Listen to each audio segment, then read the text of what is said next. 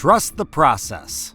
We've heard this from the Philadelphia 76ers for many years now, and it's been adopted by their superstar center Joel Embiid. However, the process is starting to stretch on a little longer than anticipated. They're winning during the regular season, but the 76ers continuously lose in the first or second round of the playoffs. This consistent string of postseason exits has caused some concern, and now Embiid has a huge decision resting on his shoulders. A choice that could ultimately be a disaster for the 76ers. See, recently Embiid sat down for an interview with Maverick Carter. The two discussed many topics, but what made headlines was his feelings about winning. Embiid said, and I quote, "I just want to win the championship, whatever it takes. I don't know where that's going to be, whether it's in Philly or anywhere else. I just want to have a chance to accomplish that." He discussed further about how it takes a full team rather than just a couple strong players, and that he'll do what he must to make his dream a reality. Of course, the 76ers superstar openly stating that he doesn't know if he'll win a championship with the team has raised more than just a couple eyebrows. Before anybody panics, he's locked into the 76ers contractually for a few more years. Back in 2021, the organization was able to lock him down on a 4-year, $213 million extension that is supposed to last until the 2026-27 season. Obviously, a trade request could end his time much sooner than his contract runs out, though it doesn't seem like he's at that point yet. He just wrapped up his 8th season in the NBA and was able to take home the MVP award for his performance. Embiid averaged 33.1 points, 10.2 rebounds, and 4.2 assists per game. To put this in perspective, he was first in points per game and a top 10 rebounder last season. Despite this, many NBA fans felt that Denver Nuggets star Nikola Jokic was more deserving of the MVP, and that Embiid only got it due to voter fatigue on Jokic. Whether or not you agree with that notion, Embiid was still the winner and posted the regular season numbers to back that up. In 7 seasons with the 76ers, Embiid has also been a 6-time NBA All-Star, a member of the All-Rookie First Team, a 3-time member of the All-Defensive Second Team, a 4-time member of the All-NBA Second Team, and received a single All-NBA First Team selection. The guy has done quite a bit for the 76ers in the regular season. The problem is that it doesn't transfer into a deep postseason run. As we can see, Embiid has won a good number of awards and accolades, but he hasn't won the Larry O'Brien Trophy yet.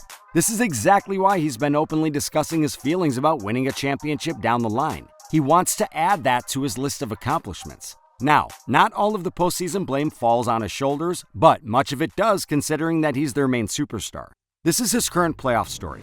He battled an illness in the 7-game series defeat against the Toronto Raptors, was without Ben Simmons the following year in the Orlando bubble and lost, got upset in the first round by the Atlanta Hawks in 7, lost to the Miami Heat in 6 games after he suffered a mild concussion and orbital fracture, then he most recently burned out against the Boston Celtics in 7. It doesn't matter what the matchup is or how the series starts, Embiid and his team consistently can't close these things out.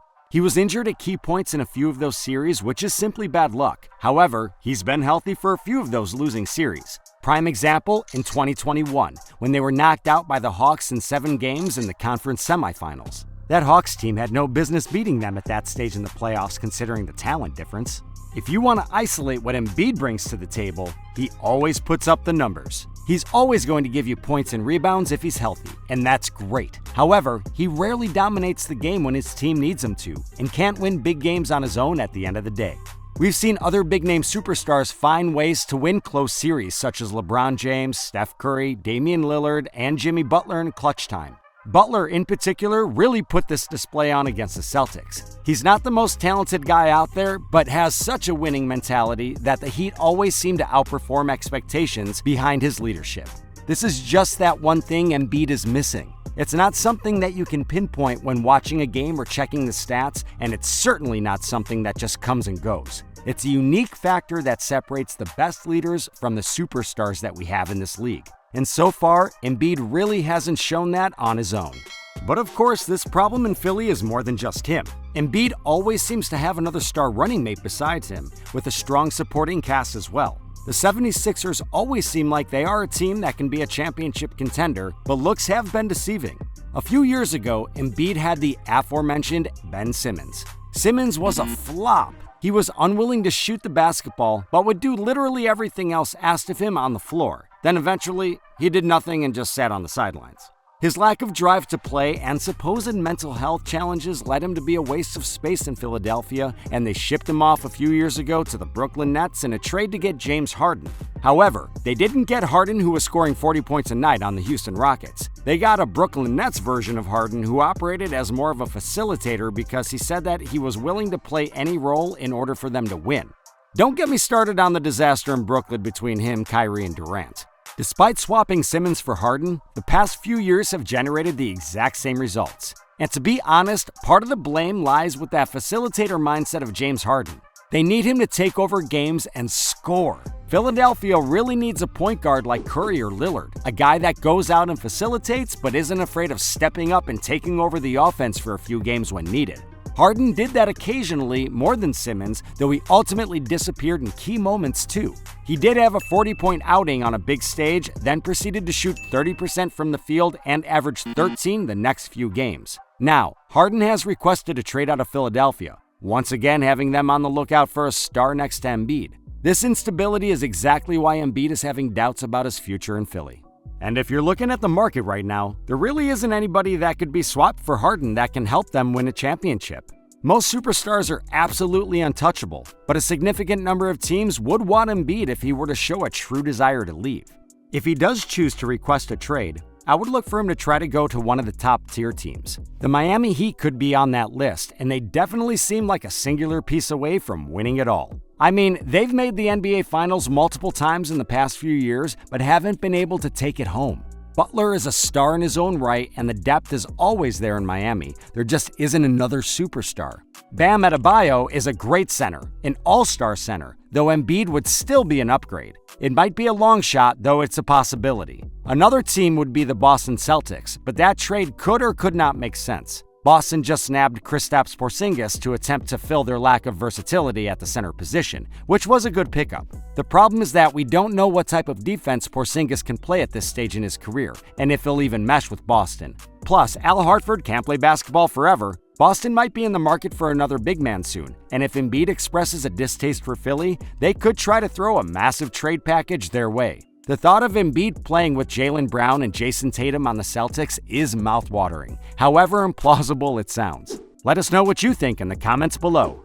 Regardless of his choice, though, the possibility of him leaving is looming, and the 76ers aren't ready for that change. If he chooses to leave the team, their roster would be in no position to compete. Harden would have to be traded along with Embiid, leaving them with a shell of their old roster. Sure, they'd still have Tobias Harris, but it's not hard to see that he won't be single-handedly leading a team to a championship anytime soon. Outside of Harris, they'd have a good point guard in Tyrese Maxey, but that's really the only other player that can closely resemble a star. Montrezl Harrell, Jaden Springer, PJ Tucker, Patrick Beverley, Paul Reed, and Furkan Korkmaz. This is what their roster will look like on top of Maxey and Harris if Harden and Embiid leave. I don't know about you guys, but I don't think this roster is going to win a championship. In today's NBA, you need star power and quite a lot of it. Philadelphia would have none. Plus, they'd lose a good amount of bargaining and free agency because there would be no possibility to compete straight away. No big-name star would willingly go there without Embiid or Harden making winning an option. The bottom line here is that Embiid's decision upon his future in Philadelphia is going to literally change their franchise direction for years to come. Philly better make these next few seasons with Embiid count. That's all for today. I hope you all enjoyed the video and thanks for watching. If you enjoy this kind of NBA content, please be sure to like, subscribe, and click to watch this next video.